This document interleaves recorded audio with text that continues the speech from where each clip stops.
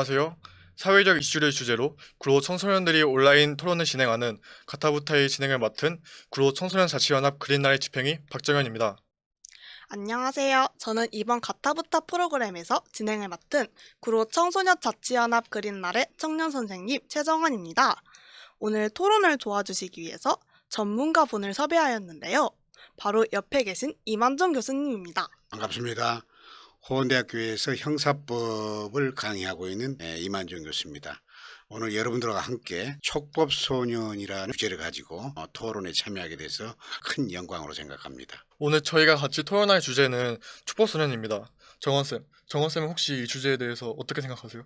촉법소년에 대해서 평소에 들어는 봤지만 이게 정확히 무엇을 의미하고 또 이것에 대해서는 깊게 나눠본 경험이 거의 없는 것 같습니다. 그래서 본격적으로 촉법소년에 대해서 이야기하기 전에 소년법과 관련한 그런 개념을 짚고 넘어가 보려고 하는데요. 소년법은 반사회성이 있는 소년에 대한 보호처분 등을 규정하고 있는 법률을 말합니다. 먼저 범죄를 지은 14세부터 19세 미만 소년은 범죄소년, 향후 죄를 범할 우려가 있거나 형벌 법령에 저촉될 수 있는 우려가 있는 우범소년, 형벌을 받을 만한 범죄 행위를 한 10세 이상 14세 미만의 촉법소년으로 구분됩니다. 10세 이상 14세 미만의 소년은 촉법소년으로 구분돼가지고 그 아이들의 촉법 행위는 형벌이 아닌 소년 보호 처분을 받는 거군요. 그리고 그렇게 소년 보호 처분을 받게 되면 최대 처분이 10호를 받더라도 소년에 머무는 기간은 최대 2년에 불과합니다. 통계 자료를 보시면 소년부에 집계된 촉법 소년들은 2015년에 6,756명, 2018년엔 8,355명으로 최근 3년간 20% 가까이 증가했습니다. 특히 4대 강력 범죄가 점차 증가하고 있는 추세입니다. 지금의 소년법 제도를 유지만 해서는 촉법 소년에 대한 문제를 해결할 수 없다고 생각합니다. 정현 친구의 의견도 충분히 일리가 있는데요. 하지만 저는 지금 이 촉법소년 개정에 대해서 반대하는 입장입니다. 청소년은 성인이 되기 직전의 상태로 아직 덜 성숙한 상태에 있는 20세 미만의 사람을 말합니다. 청소년 범죄는 우발적 범죄가 45.9%가 되며 처벌이 아닌 교화가 우선시되어야 합니다. 근데 촉법 소년에 대한 처벌이 현재 약한 것은 누구나 아는 사실이라고 생각합니다. 하지만 소년법에 적용되는 저를 비롯한 청소년들이 정작 소년법에 대해 잘 모르는 것 같습니다. 당사자들이 법을 잘 모르는 상황인데 개정만 한다면 분명한 입법 과정, 즉 법을 제정하는 과정의 잘못이라고 생각합니다. 하지만 개정과 동시에 청소년들에게 소년법 교육 및 소년법에 대한 실제 판례들을 학교 수업 시간에 교육시켜 저희에게 상기시켜준다면 소년법 개정 과정도 타당해지며 또한 소년법 개정 효과로 범죄율도 낮아지고 교육을 통해 소년법에 대한 사람들의 관심도 더욱더 높아질 거라고 생각합니다. 물론 최근 잔혹한 청소년 범죄가 세상에 알려지면서 정현 친구가 말한 대로 청소년 범죄가 더욱 심각해졌고 많아졌다라는 그런 인식이 팽배한데, 하지만 실제로 경찰청 범죄 분석 자료에 의하면 소년 범죄자의 숫자는 2008년 13만 명으로 오르다가 2016년에는 7만 6천 명으로 감소하는 추세입니다. 또한 4대 강력범죄 비율이 증가하는 추세이더라도 그 비율은 소년 범죄에서 5% 미만에 불과하며 전체 범죄에서도 매우 낮은 비율을 차지하고 있습니다. 그러므로 처벌 강화 차원의 소년법 개정보다는 현행 소년법을 유지하는 것이 옳다고 생각합니다. 정원쌤 의견 들어보니까 제 의견도 조금 달라질 것 같기도 하네요. 저희가 뉴스를 틀면 보통에 두 달에 한 번은 청소년에 관한 크고 작은 강력 범죄들이 이슈가 되곤 합니다.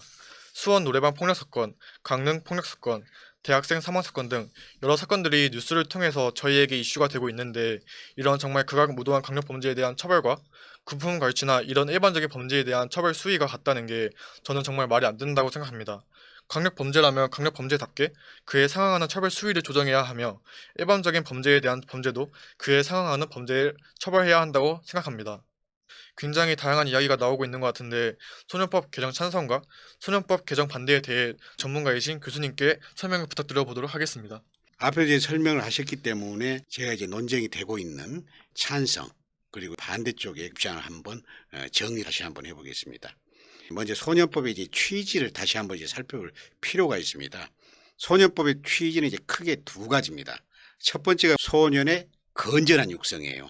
바르게 커가지고 사회에 기여를 하고 또 성이 돼가지고 나라에 기여할 수 있는 인재로서 이제 양성이 돼야 된다는 그런 취지거든요. 두 번째로는 청소년 범죄자에 대한 교화 가능성, 낙인을 찍기보다는 교화하고 개선해가지고 새로운 사람으로 다시 돌아오게 이렇게 만들어야 된다는 그런 것이거든요. 청소년이 범죄자로 이르게 한 여러 가지 잘못된 환경들을 조정해줘야 된다는 것이 이제 소년법의 커다란 두 가지 이제 취지라고 할 수가 있겠습니다.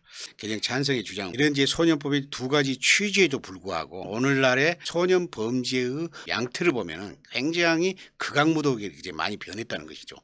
성인도 할 수 없는 범죄가 많이 일어나고 있다는 거죠. 그래서 우리가 이제 외국의 입법례라든가 이런 것을 살펴보더라도 외국 같은 경우에도 촉법 소년의 연령을 상당히 조정을 하고 있거든요. 우리도 이제 과거의 청소년으로 기준을 삼지 말고 강하게 처벌을 해야 된다는 그런 주장이 개정 찬성의 가장 큰 입장이다, 이렇게 이제 할 수가 있겠습니다.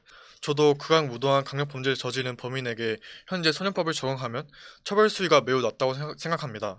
살인, 성폭행 등 이런 극악무도한 강력범죄를 저지르는데 무기징역도 아니고 소년은 최대 2년 송치하고 끝나는 게 피해자와 그 가족에게도 많은 상처를 줄 것 같습니다.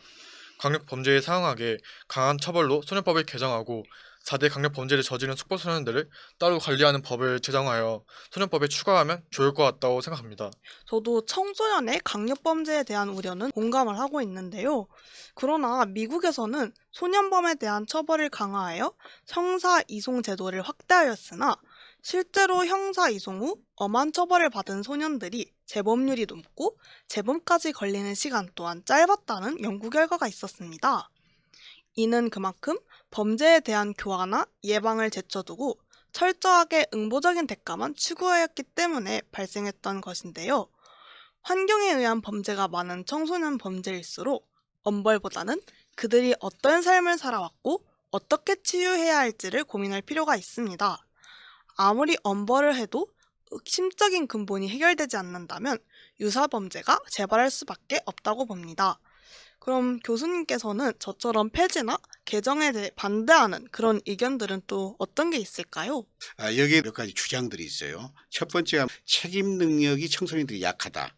또 교화 가능성이었는데도 불구하고 미성년자들에게 사형이라든가 또는 무기징역을 선고하는 것은 신중해야 된다는 것이 개정을 할 필요가 없다고 주장하는 측의 입장입니다. 두 번째로 유엔 아동 권리 협약이라는 게 있거든요. 우리나라도 이제 1991년도에 이 협약에 이제 가입이 됐었는데, 여기를 보면은 미성년자에 대한 사형이라든가 무기징역 선고 이런 것을 이제 금지하고 있습니다. 그래서 우리도 여기에 이제 따라야 된다는 것이죠. 그리고 이제 가장 많이 주장하는 게 학계에서 많이 이제 주장하고 있는 것이에요.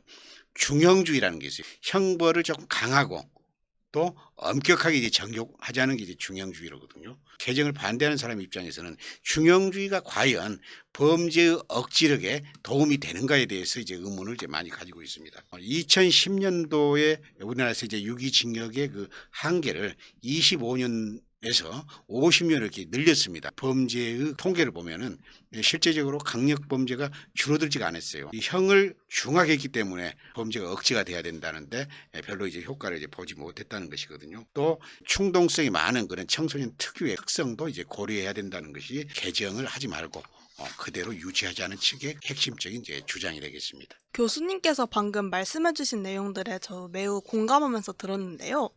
여기에 조금 더 덧붙이자면 다수의 법학 전문가들은 소년법의 효과를 언급하며 아이들을 형벌의 도구로 사용해서 범죄를 억압하겠다는 것은 무책임한 생각이고, 잘못을 한 아이에 대해 무기징역에 가까운 중형을 선고했을 때 그 아이들을 교화시킬 수 있겠느냐라고 지적한 바가 있습니다. 오히려 소년교도소 및 보호관찰기관에서의 열악한 교화 프로그램의 질을 높이고 그들이 다시 범죄를 저지르지 않도록 환경을 개선시켜주고 교화시켜주는 것이 사회의 책임이 아닐까요? 하지만 현재 소년법은 제가 아까 말씀드렸다시피 피해자에 대한 보호 차원의 법이 없어 너무 지나치게 가해자 교화 중심인 것 같아요. 교화주의 형사 정책만에 따르는 것이 무조건 옳다고 생각하지 않습니다. 차라리 회복주의 사법 정책을 따라서 소년법을 개정하여 강력 범죄 수위에 따른 차등화된 처벌과 촉법소년 연령이나 그리고 피해자에 대한 보호 차원의 법이 만들어져야 소년법이 피해자도 보호할 수 있다고 생각합니다. 그렇다면 교수님께서는 어떻게 생각하시나요? 저는 개정을 해야 된다는 그런 제 입장이거든요. 첫째, 저는 이제 이런 생각을 합니다.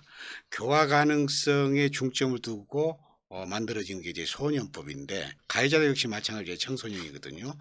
청소년 범죄자의 처벌 탈피 수단으로 악용이 되고 있다는 것이죠. 무조건 소년범에게 무조건적인 보호만은 이렇게 이제 적용할 수 없다는 생각이고요.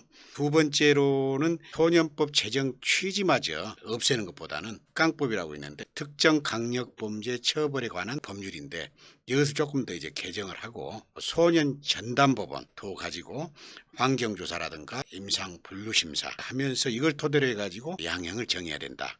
소년교도소, 처우, 환경 열악한 부분이 있거든요. 그래서 이것도 이제 청소년에 맞게 전문화하는 노력이 이제 필요하다고 생각도 합니다. 오늘 이렇게 저랑 정원쌤 그리고 교수님까지 3명이서 축구소년에 관한 주제로 토론을 진행해 보았습니다. 청소년들이 잘 알지 못했던 법인 소년법에 대한 현재 문제점이 뭔지, 소년법이 뭔지에 대해서 알 수 있는 뜻깊은 시간이었던 것 같습니다. 저도 현행법에 대한 정보를 찾아보면서 촉법소년에 대한 재인식을 할 수 있었고, 또 오늘 이렇게 이야기를 나누는 시간을 가지면서 많이 배워갈 수 있는 그런 시간이었던 것 같습니다. 그럼 교수님께서는 오늘 어떠셨나요? 우리가 이제 오늘 촉법소년이라는 이제 주제를 가지고 이제 토론을 했는데, 촉법소년과 관련된 사건과 논쟁이 어떤 측면에서는 소년법의 관용이 가해자한테는, 가해자도 역시 청소년 아닙니까? 가해자한테는 행운의 시간이다. 반면에 국가에게는 무심한 시간이다. 그렇지만 피해자한테는, 피해자도 역시 청소년 아닙니까? 엄청난 고통의 시간이다. 이런 말로 대신하고 싶습니다. 다들 좋은 말씀 감사합니다. 청소년 온라인 토론 프로그램 가타부타는 시립구로 청소년센터, 구로 마을TV, 구로 온마을 교육지원센터, 구로 청소년 자치연합 그린나라의 지원 아래 제작되었습니다. 지금까지 함께 해주셔서 감사합니다. 4부에서 만나요. 구독, 좋아요, 알림 설정 부탁드립니다.